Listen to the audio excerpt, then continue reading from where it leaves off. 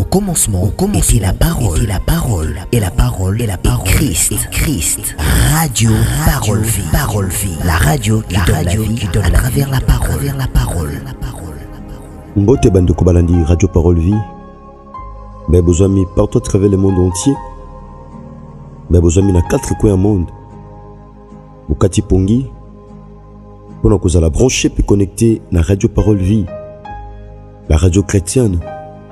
Où ils ont un objectif yako tia sango malamu ya Yesu Christ en Nazareth nzamba solo pe abomo. Bien-aimé dans le Seigneur. Le bâton nyo soli loba ezali besoin mutu. Liloba.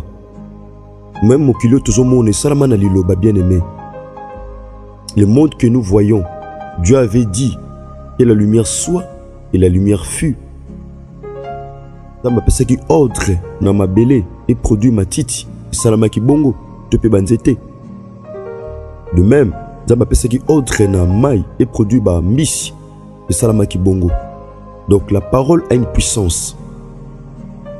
Derrière la parole, il y a la puissance. Soit la puissance de Dieu ou la puissance du diable. Et je dépendre na monokwa nani nde malobane bimi. Parce que derrière toutes choses, il y a un esprit. Bien-aimé nebite ba yebisa onini. Na bomoto boy. En face comme ça maloba ba yebisa yo. Musu na seba ndoto. Musu pe bien-aimé dans le Seigneur.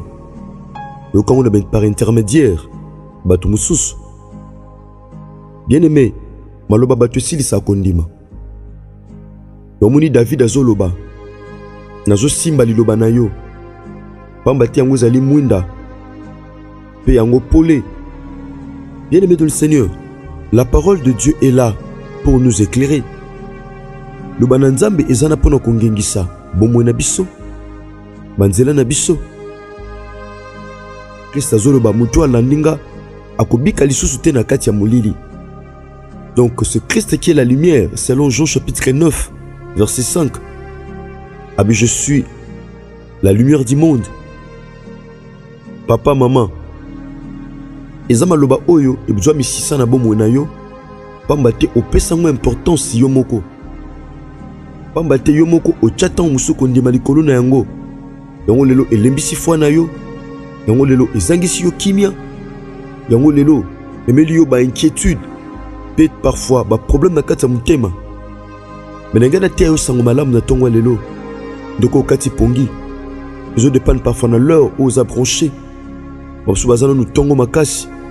Mamsu bazana nous butu. Topé pourquoi? Bien-aimé dans le Seigneur. Les biso atoza butu makasi. Ezo dépendre na l'heure où vous abranchés pambate ba continuer keseni. Mais vous abranchés na Océanie, na Amérique, na Asie, na Europe tout comme l'Afrique. Tika Yesu Christ en Nazareth asala nongolo pe bolam. Kolo na bondeli yo mo santo a Israël. Yesu Masi a Nazareth. Tata tika liloba oyo et même bomo, même changement et transformation afin que âme moko ezala sauver, afin que moto moko abima na kati ya ba loi topé ba lien famille.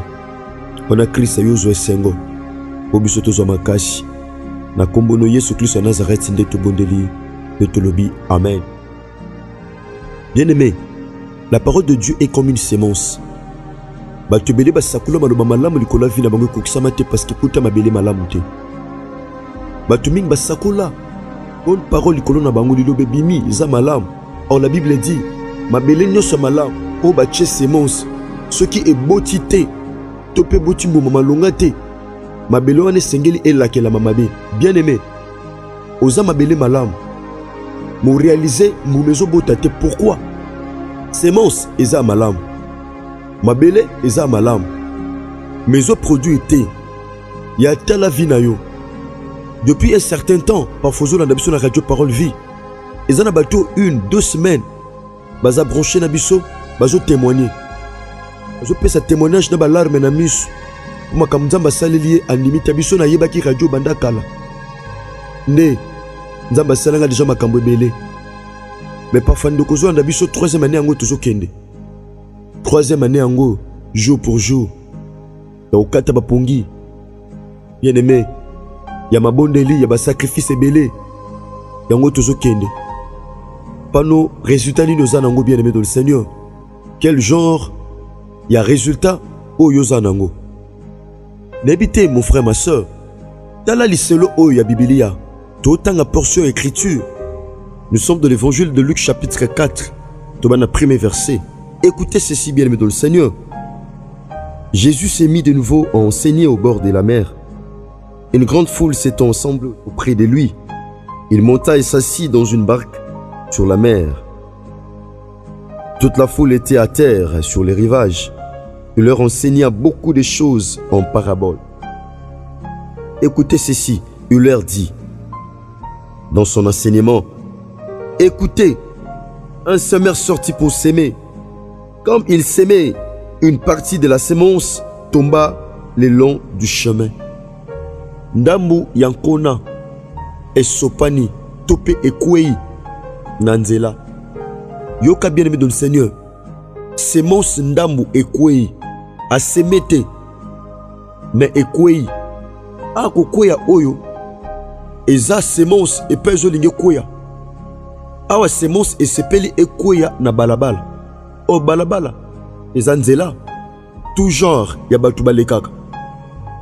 Ba brigand, balekaka. Batu a mauvaise vie, balekaka. Toutes sortes ya batu baleka na balabala. Mais awa semence ekweya na balabala. Eza na batu belé semence a vie na ekweya na balabala. Pendant que je parle bien aimé dans le Seigneur, vous qui me suivez, eza na catégorie ya batu oyo. Semence eza bien. Mais du fait que quoi na balabala, moi bote zate. Oser la semence, oser lango tant moulai et utikala ka jamais kobota. Pourquoi? Parce que quoi na balabala, yoka bien aimé dans le Seigneur.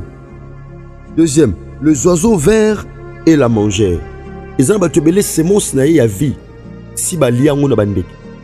Je ne sais pas semence na yo cause la ba classe. Et cause la sengo. Et cause la musala. Et cause la dossier moko songolo o seliama na bandeke o tikala ka jamais komona ngo kobota. Guérison vino seliama déjà na bandeke. Succès vino seliama déjà na bandeke. Bandeke bazalo kola ba détenteur, bazala ba monelo na balabala bongo balia. Bien-aimé dans le Seigneur. Eza biloke belo zela na vino bote tikala ko bota te pourquoi parce que seliama déjà na bandeke. Pendant ko zelango âge za ko avancer. Ma casse na nzoto aussi là. Ma soeur qui toko à Boulengez aussi là. Mon frère, ma casse à Boulengez aussi là. Oyoko Sutuka prêt. Nesika Sutuka, bien aimé dans le Seigneur. Luka révélation pas une ensemble que Sosonatina a été. Comment? Makambo Simba te bate belé. C'est mon Seliama na bandeke suite à ma négligence. Suite à Etamboli na bango. Et ça en sorti que. Et le que ça la force naie Eliama na bandeke. Ah ouais bien aimé. Bandeke baye balie semence. Ete semence a vino nana liango. Nana liango bien aimé dans le Seigneur. Écoutez le verset 5. Une autre partie tomba dans un endroit pierreux où elle n'avait pas beaucoup de terre. Elle leva aussitôt parce qu'elle ne trouva pas un sol profond. Mais quand le soleil parut, elle fut brûlée et sécha. Batebele, semence a vinae et kweya. Nicolas Mabanga. Bien aimé, nenga ko sala une bonne terre. Batebele, ou temanaye. Bien aimé dans le Seigneur. A tout bois qui semence à malamu tika la kobo tete. Or la Bible dit, mabele nyo sa malamu ou ezu semence. Ya malamu ce que botite et sengel nango ko lake la mamabe. Au réalisé, cher bien aimé dans le Seigneur. On dit la Christ na vie du Seigneur et Sauveur. Au tambula kamalamu liboso na nzambe. Mais semence o nzamba zo boaka bien aimé dans le Seigneur. Ezo kuta kondimate voilà pourquoi ezo kauka. Tala na vino nini kauka. Awa semence e kauki. Et au tikala ko botate. E kauki na moi. Pourquoi? E ko kite ko résister pambate misisa ezaki musikate. Ezaki likolo. Écoutez qui m'a belé, vous êtes bien aimé dans le Seigneur. Yango ezikaki. Eza batulé pendant que je parle. Les pambola vie de ces zika na moi. Force à vie na ces zika na moi. Document na ces zika na moi. Les pamboli na ces zika na moi. Succès na ces zika na moi. Témoignage na ces zika na moi. T'as la vie de mon frère. T'as la vie de ma soeur. nini ya vino o ezika na moi. Awa tong moi bimi, bien-aimé, le col à misisa ezalaki te, bien-aimé dans le Seigneur, et kauki. Et bima kinango, et botaki no monana na miso abatu, et à Bali, et à Biki, et à Sombi, et à Tombouami, et à Kei, et après. Le col à mon boko ezalaki te, le col à fondement ezalaki te, le col à profondeur ya mabele ezalaki te, mais mine de kona sécheresse, ezana batu belé. Les pamboli ne monana pe na miso abatu. Mais quelque temps après, eziki na moi monana na miso abatu. Au Bali, libale monani. Voyage et monani. Ozaki n'ongo pousse monani. Mais mon koloboni. Encore combien de temps? Moi bimi bien aimé dans le Seigneur et kaousi. Pendant que je parle, les gens abatu belé c'est ma vie ne kauka. Les gens abatu belé pendant que je parle. Vino e kauka. Ozako mituna, mais pourquoi ça? Parce que c'est mon savino écoute qui m'a belé na profondeur. Ezaki likolo. Awa bien aimé dans le Seigneur, tant ou moi bimi. Bien aimé, le col la sémence ya malamu quoi qu'il likolo mabanga. Bien aimé simba kite. Tant ou moi yaki ezwaki yango. Topé tumbaki. Faute racine. Pour misise zala kite. Misise zaki likolo. Verset 7. Une autre partie tomba parmi les épines. Les épines montèrent et l'étouffèrent, et elle donna point de fruits. Bien aimé, Batali Sibiso, type Moussous, et Boti, mais ba épine, et Mateli, on a battu belé ba épine et Matela li pamboli nae. Banzoube, et Matela vie na yo. Banzoube, et Matela commerce na yo. Banzoube, et Matela vie chrétienne na yo. Banzoube, et Matela ba projet na yo. Banzoube, et Matela maternité na yo. Banzoube, et Matela maternité na yo. Et Matela libala na yo. Et Matela ministère na yo. Et Matela vie chrétienne na yo. Ozo salve fort pour bima mate pourquoi parce que Banzoube zo chuba yo. O mekao na gauche, Nzoube tout yo. Ozonga na droite. Pourquoi? Parce que ma beleza malamu te za ba famille belé. Eza malamu te. Banzoube, Nzoube ni ne kota yo mon frère ma soeur. Awa ma beleza ki malamu te. Banzoube mati. Eza batobele banzoube se mata et étouffé li pamboli na ye. Eza batobele pendant que je parle banzoube si mata. Eza ko étouffé. Et loko ni na vino o banzoube. Eza ko étouffé cher bien-aimé dans le Seigneur. Banzoube étouffé mateli yango. Tangu banzoube mati. Et koke ko pesa mbumate. Mais une autre partie tomba dans la bonne terre. Elle donna du fruit. Oh! Elle donna du fruit qui montait et croissait. Et elle porta 30, 60, 100 pour 1. Bien aimé dans le Seigneur. Yubananzambe tango bimaka. Ezakana poussa ekwa na mabela malamu. Po nebo tamboum. Ba peso balisakoli. Ba yebiso makambebele bien aimé dans le Seigneur. Moko réaliser. Nyosu basakola likola vino etikala jamais. Kobo tambouma. Pourquoi? Parce que pour réaliser bien aimé dans le Seigneur. Na kati ya vie na yo mabele ya malamu zate. Mabele malamu c'est quoi? Eza kocha kondima kati na Yesu Masiya Nazareth. Nzamba solo pe abomo. Voilà pourquoi livre ba Hébreu ezoloba dans chapitre 4 verset 2. Lilobo biso to yokaki. Yango pe bango ba yokaki. Pa na biso lokole kutai kondima et sali miracle. Ezwaki esika. Pa na bango salaki lokote servaki bango ne lokote pamba te kutai kondima te. Bien-aimé, ce que les gens Nzambe et trouvé ici kaka sambo mwenayo. Et sengeli premièrement écoute à kondima.